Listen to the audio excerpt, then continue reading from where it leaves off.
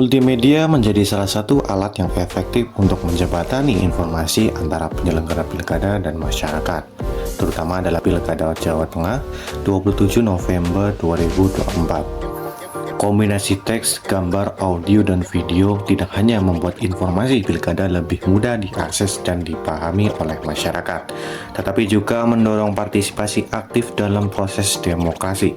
Selain itu, multimedia juga berperan penting dalam demokrasi seluruh proses pilkada sehingga dapat menjadikan bahan evaluasi untuk meningkatkan kualitas penyelenggaraan pemilu di masa mendatang.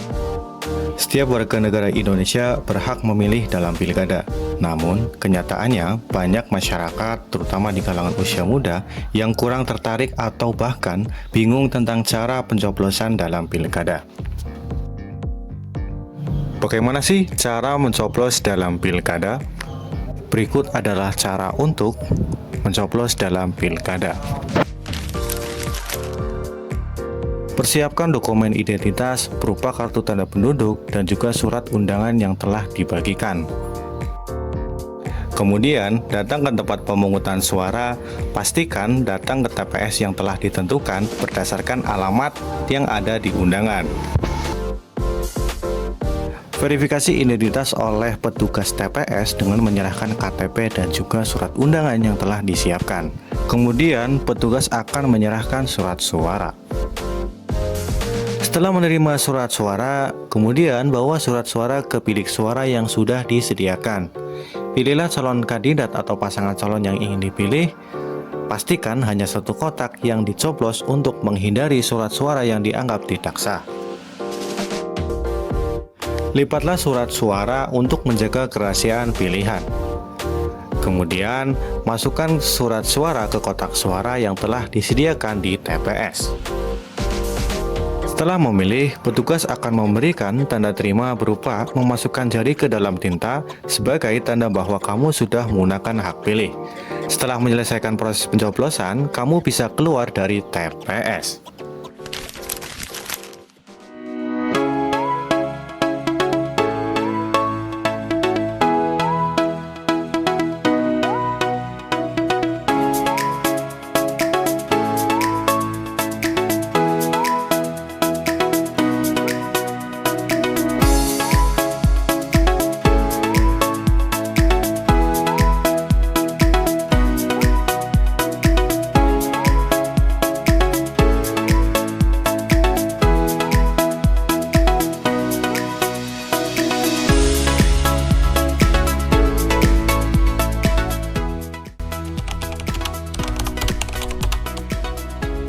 Yang jelas memang betul di media-media lebih, karena ya mungkin dengan era digital sekarang ini kan masyarakat rata-rata satu rumah ataupun keluarga itu memiliki HP semuanya, dibandingkan dengan pemasangan pamflet yang terkadang mereka justru senang berada di rumah dengan memegang HP, sehingga lewat media lah yang lebih adaptif, lebih mudah diterima dengan video ataupun HP itu rasanya, karena untuk masalah itu kan bisa kita lihat sambil duduk sambil mereka bisa lihat lewat video lewat HP. Kayak banyak datang ke TPS kayak gitu, kayak semoga sih lebih maju gitu. Multimedia ternyata memiliki pengaruh besar dalam dunia politik, terutama dalam pelaksanaan pemilihan kepala daerah atau pilkada. Multimedia dapat menjadi media perantara yang efektif untuk menyampaikan informasi terkait proses dan tahapan pilkada kepada masyarakat. Semoga pilkada kedepannya semakin maju, transparan, dan melibatkan partisipasi aktif dari semua elemen masyarakat. Dengan informasi yang jelas dan akses yang mudah, kita dapat memastikan pilkada yang lebih baik dan berintegritas. Satu suara Anda, masa depan kita.